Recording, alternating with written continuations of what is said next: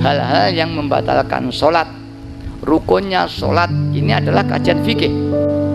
Tapi kalau ikhlas ini sudah ranah tasawuf. Dari ikhlas itu bersih daripada apa? Kecampuran niat, masya Allah, kecampuran ujub, kecampuran riya, kecampuran takabur. Ini untuk pembersihan itu kajiannya ilmu tasawuf. Kalau syarat sahnya sholat, yang batalkan itu kajian ilmu fikih. Karena itu kami mohon kepada para alim ulama setempat yang menghadiri atau yang sedang dari jauh untuk sedikit mendengarkan bahwa kajian ini adalah kajian tasawuf. Jangan sampai kajian tasawuf nanti ditinjau dari ilmu fikih, kajian tasawuf ditinjau dari ilmu tauhid. Nah, sama dengan ilmu kalam ditinjau dari ilmu tauhid, tidak sama. Apalagi nanti bagi saudara kita yang agak sekolah di IAIN, filsafat Islam dikaji dengan ilmu tauhid, ini nanti bisa bertolak belakang. Mengapa ini saya sampaikan? Saya khawatir yang sungguhnya nanti apa yang kami terangkan karena ada masalah kesulitan bahasa hingga Bapak tidak bisa memahami atau kurang memahami kata-kata saya, sebab saya tidak bisa bahasa madu, sehingga nih mafhumnya tidak sama apa yang kami sampaikan dengan apa yang Bapak disampaikan atau pahami. Boleh jadi sudut pandangnya tidak sama karena ini kajian tasawuf, Bapak dari kajian ilmu fikih atau tauhid, hingga terjadi kerancuan di masyarakat. Maaf, bahwa kami sampaikan wahidah adalah mengesahkan Allah. Tidak ada suatu perjuangan yang paling mulia indallah wa rasulih sallallahu alaihi wasallam kecuali perjuangan iman, baru Islam. Setelah berjuang untuk iman, kemudian berjuang untuk Islam. Setelah berjuang untuk Islam, baru ranah ihsan.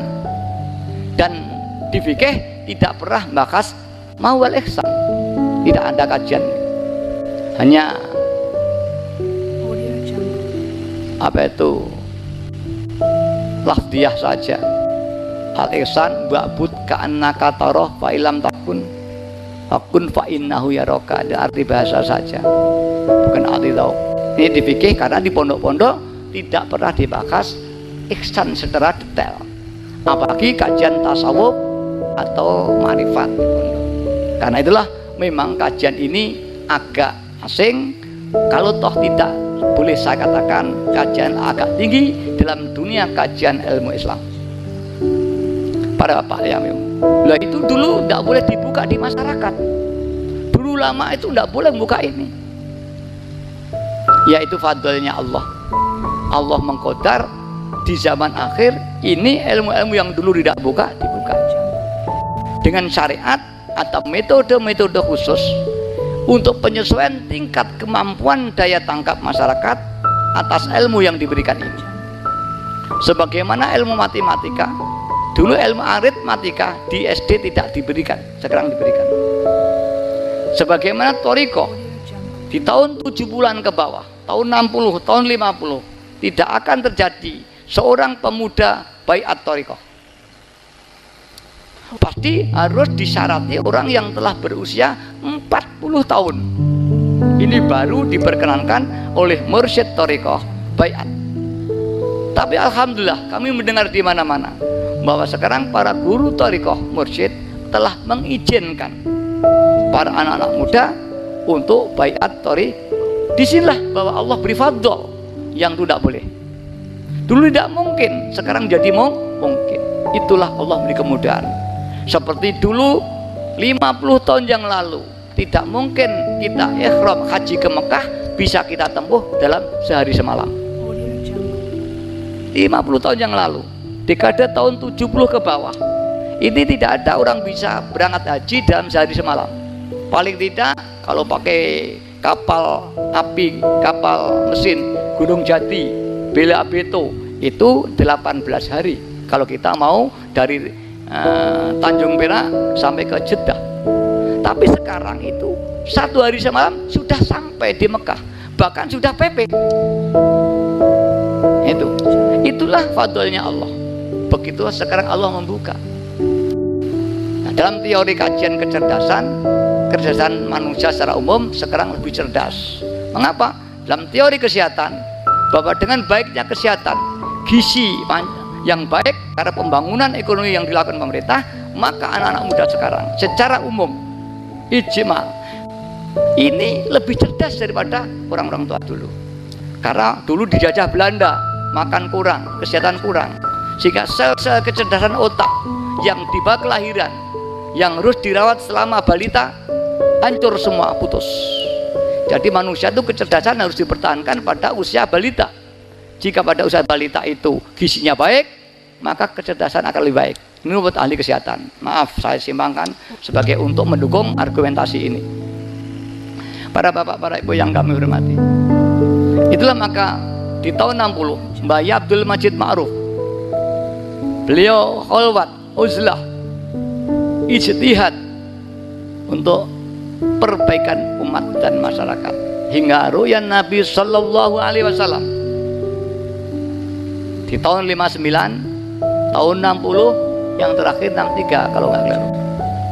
Beliau diperintah oleh Rasulullah SAW untuk memperbaiki iman dan akhlak masyarakat. Makanya beliau ijtihad, terus riadoh, semua solawat, zikir terus diamalkan. Tahun 63 diperintah lagi untuk terjun di masyarakat. Akhirnya beliau memilih pakai torikoh, pakai apa, dipelajari oleh beliau. Beliau akhirnya ijtihad memilih bis solawat, dengan solawat. Karena apa? Untuk mencapai iman musyahadah dalam disiplin torikoh ini harus ada seorang mursyid yang kamil mukamil. Wa ila dakhallaha syaiton fala yuntafi'u bih. Apabila seseorang ingin wusul kepada Allah, ingin mencapai iman musyul, iman musyahadah dengan amal zikir, amal tadarus Quran, amal sholat, amal apapun, jika diniatkan bukan sekedar amal tapi sekedar untuk thariqah ilallah, maka la budda fiha minasyaikul arif, harus ada seorang guru mursyid yang kamil mukamil. Wa illa dakhala syaitan.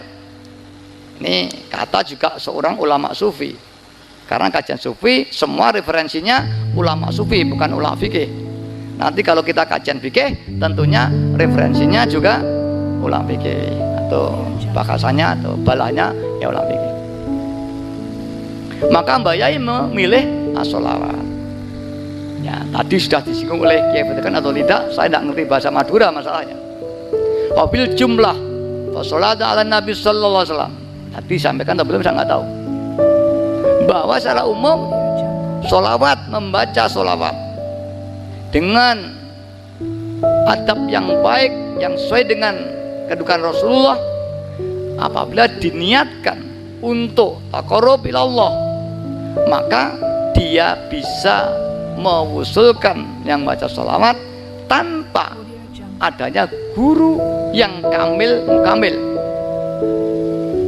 Di dalam istilah tasawuf ada guru yang kamil, artinya orang yang telah sempurna keimanannya dan dia mampu membimbing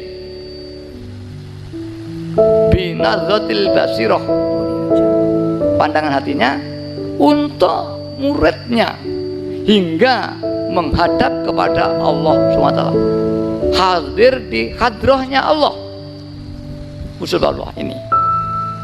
Tapi kalau maafnya, selawat bisa itu, kalau thariqah nggak bisa. Kalau thariqah harus ada mursyid.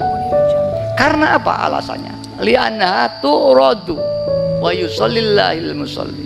Karena bacaan salawat ini akan dihaturkan oleh malaikat ke hadapan Rasulullah sallallahu alaihi wasallam. Kemudian Rasulullah mendoakan kepada orang yang membaca salat tadi. Maka sesungguhnya Thariqah bis sholawah itu mursyidnya adalah Rasulullah sallallahu alaihi wasallam sendiri.